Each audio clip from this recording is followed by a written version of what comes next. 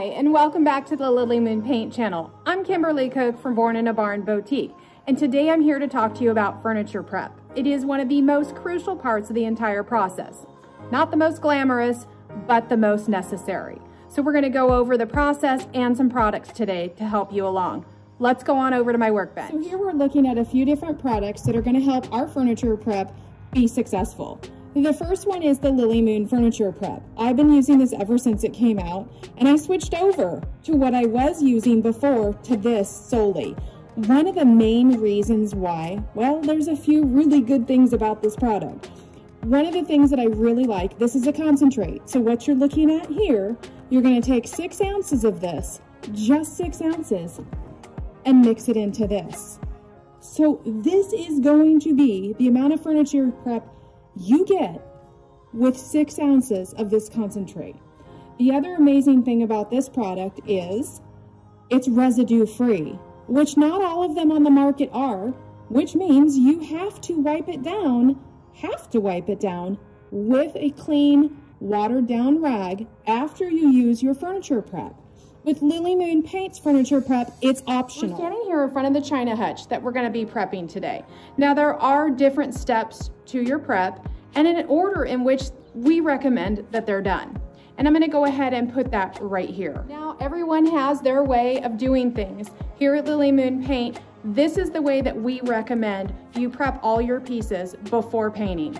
The second step is using your furniture prep. As you can see, I've mixed it up in my 32-ounce bottle. Again, only using 2 ounces of that furniture prep with the rest being water. Now you can spray directly on your piece or on your rag, whichever you prefer.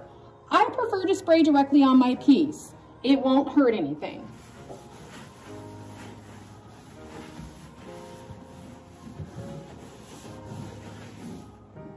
Now I'm going to show you the importance of why you clean. That's why. I'm going to do this over your entire piece. Sometimes you're going to need to do it more than once. It depends on how dirty the piece is. But let's go ahead and move on to our next step, which is the scuff sanding. All right, so we are all cleaned. Once you've let it air dry, you're ready for the next step, which the next step is to go ahead and scuff sand. I like to use the rad pad in the medium grit. It's the perfect grit for scuff sanding. Now you might wonder, why do I need a scuff sand? I just cleaned the entire piece. And that's true. But scuff sanding allows the paint to have better grab and good adhesion. So all you're gonna do is take your rad pad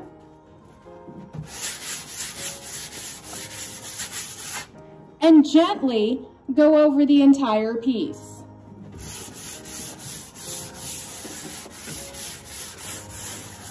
Now you may say to yourself, wait a minute, we cleaned it, we scuff sanded it, and now I have to clean it again. You don't have to clean it again with your furniture prep. What I recommend after your scuff sand is just to wipe it down with a microfiber cloth.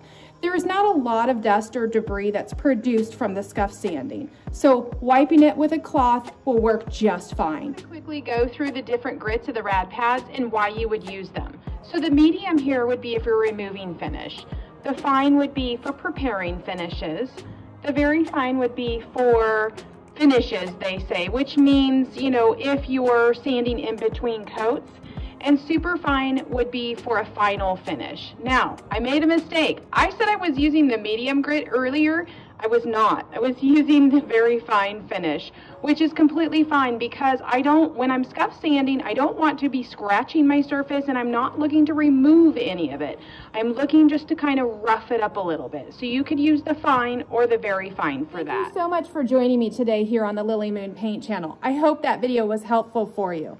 Stay tuned for the next video because that's the next step in the process.